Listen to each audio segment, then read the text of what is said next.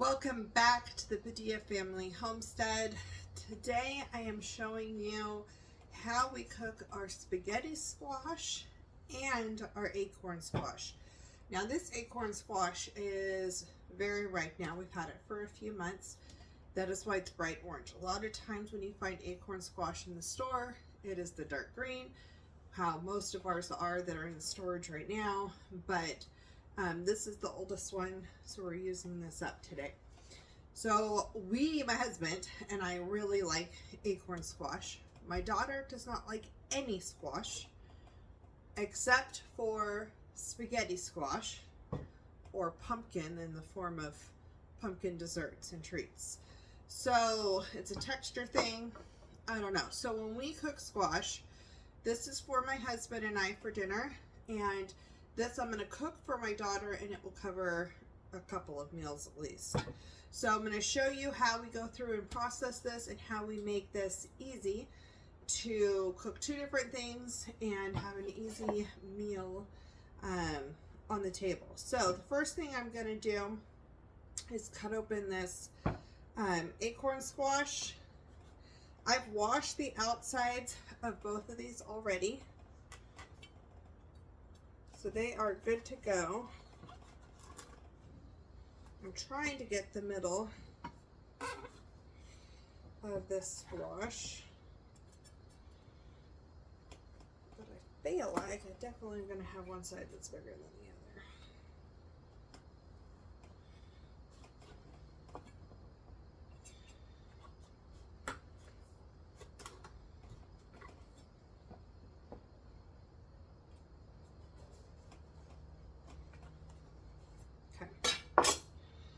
Take it, pull that open. That's kind of fun with the stem on it. So you can actually eat these seeds, roast them just like a pumpkin seed. Honey, are you in the mood for squash seeds tonight or no?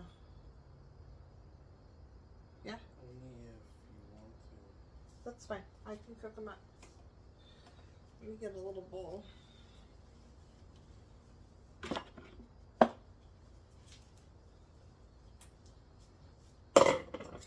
So what I'll do is I'll scoop this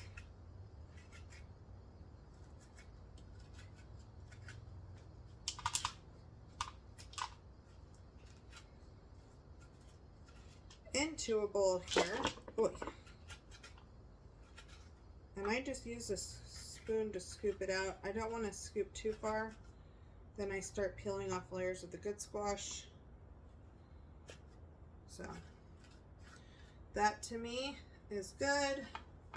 I'll stick that in the pan. Do the same thing on this side.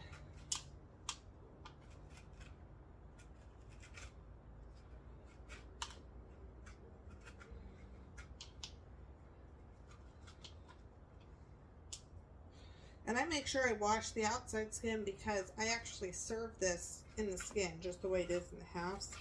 So, always want to make sure I wash the outside, even though we don't eat the skin. It makes a pretty presentation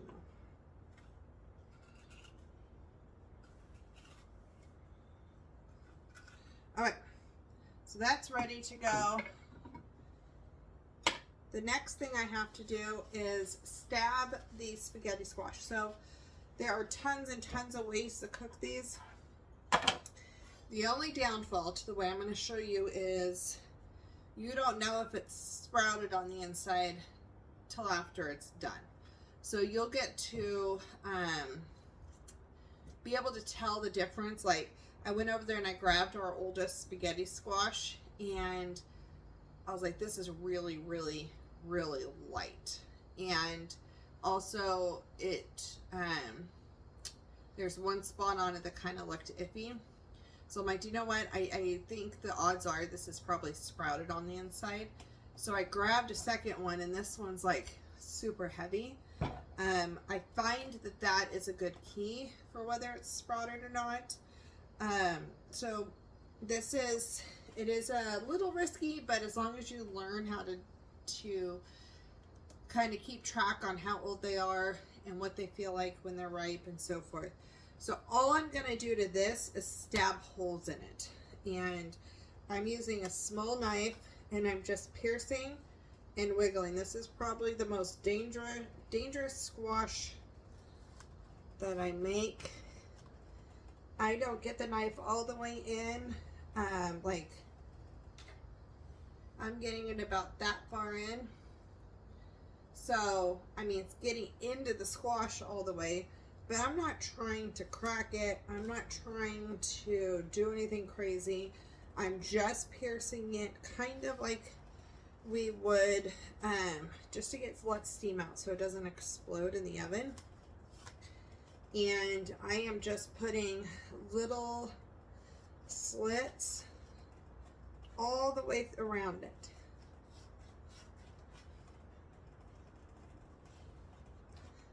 I also have my oven preheated to 400 degrees.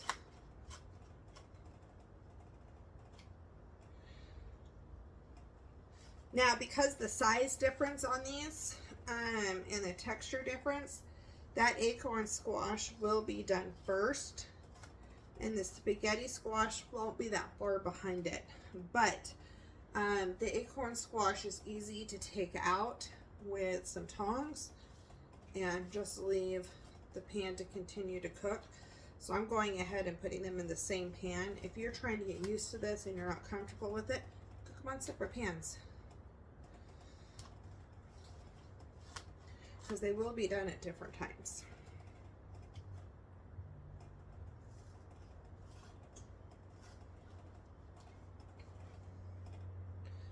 Okay, I'm just about done. I just want to make sure I get all the way around.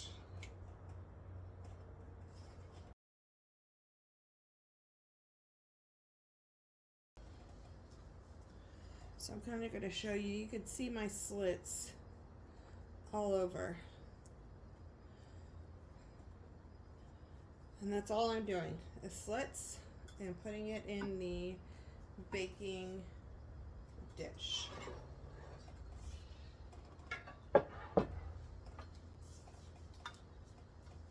I'm going to grab out, I like doing this particular next step. I have some compound butter that it's butter that I blended roasted garlic into. You could coat this with avocado oil, you can use butter, whatever you want. I just put one of those pads of butter on the inside of each of these, and then I roast it with that in there. Halfway through, as I'm checking it, I'm kind of using a fork and like just spreading it up the edges of the squash. Other than that, I just let it cook until it's fork tender. So I'm going to grab those little butters and get it in the oven. This is what those little roasted garlic butter pods look like. I'm just sticking one in each one. And I'm going to pop this in the oven. And we will be back a little bit before these are done, because actually we'll probably be back when these are done. I will have cooked up some sausage, and I'll show you the sausage that I'm cooking up at that point when I assemble this, because that sausage makes a big impact on the dish. So we'll be back. I'm gonna get these in the oven. We'll see you soon. Okay, so I decided to show you this portion. This is our secret ingredient, Jimmy Dean's sage sausage. This is not sponsored. We actually found this sausage because of my stepmom. She used it in a cornbread stuffing, and it was delicious. My daughter ended up loving it, and we really like it. It is gluten-free, and this is like my daughter's favorite sausage. She doesn't really like most pork, but this she likes. So we're going to get 1 pound cooked up into here, and then we'll hopefully be ready to take the stuff out of the oven shortly.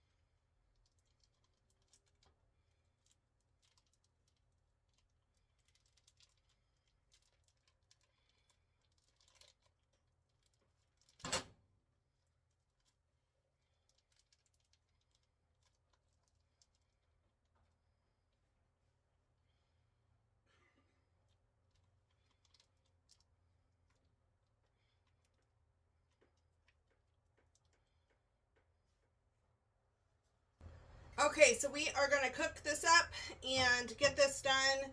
And we will be back when we are assembling. And this is all I do. I cook it separately. I'm going to brown it. It's going to take a little bit. Make sure it's totally done. I'm actually recording another video as well. And so I am going to grab the camera, bring it over there. My husband's going to finish cooking the sausage for me. And then we will put it all together and have dinner. Very excited.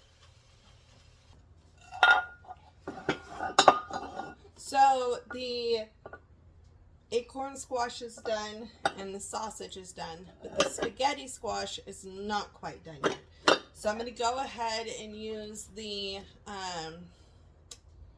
tongs and pull out the acorn squash and put one in each of these bowls and start doctoring these up, and then we'll touch on the spaghetti squash. Okay, so these, actually I'm going to bring it closer. These would be delicious just as they are. That butter in there with the garlic, it is delicious. And if it was a lunch or something else, then that's probably what we would do. But this is a main course and we are hungry and my husband needs a protein. So I'm just stabbing this to let that butter kind of start to soak in to that squash more.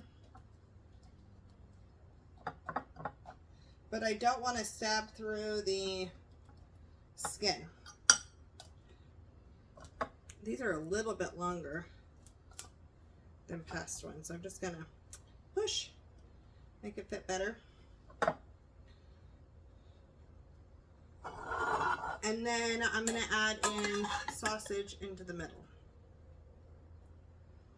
This is gonna be my husband, so he'll end up with some more sausage than I do. And that is it, guys. That is how simple this meal is. There's not very much hands-on time. It is wash your squash, cut it open, scoop it out, roast it, cook some sausage, put it in.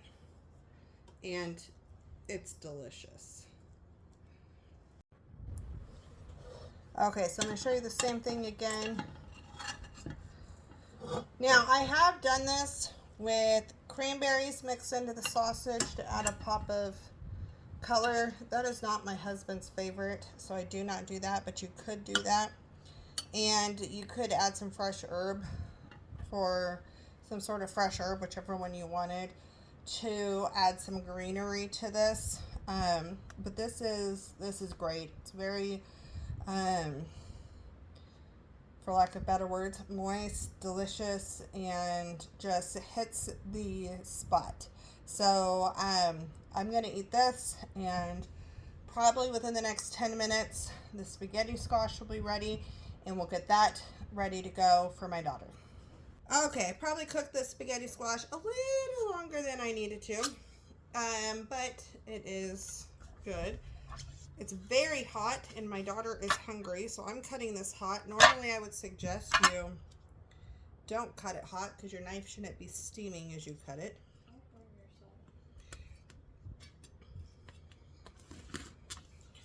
But I am going to go through and I'm going to cut this in half. Hopefully. Ooh, it's so hot.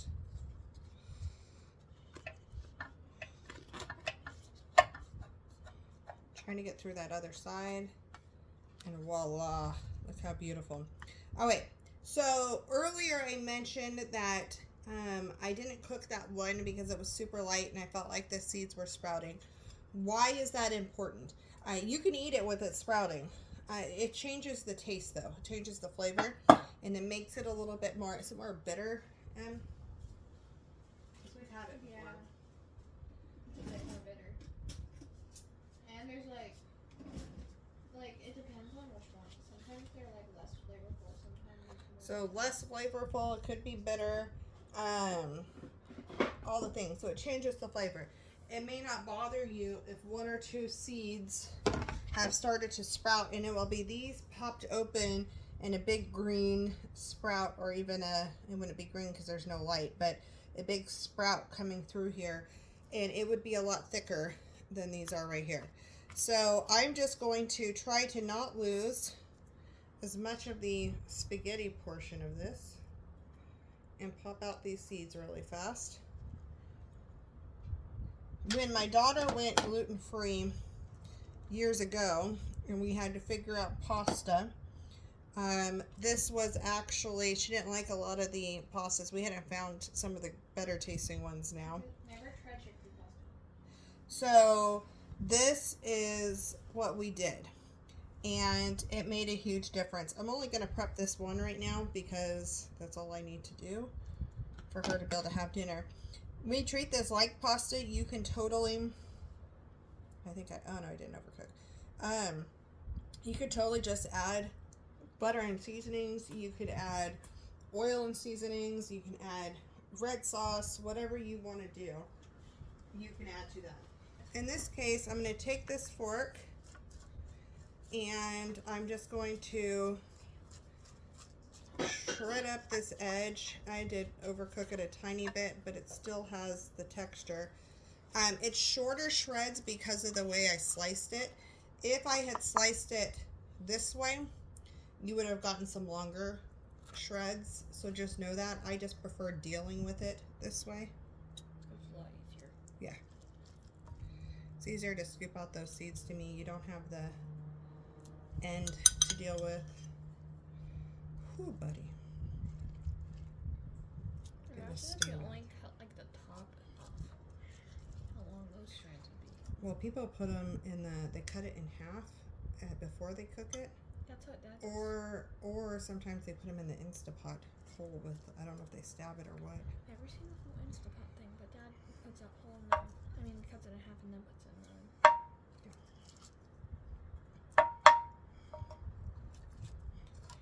Do you have a preference texture-wise? Of the two? Uh-huh. No. Okay. Honestly, the texture is about the same. There you go. It's just cooked squash. Yeah. All right. I would say it's just easier to not cut it while it's hot.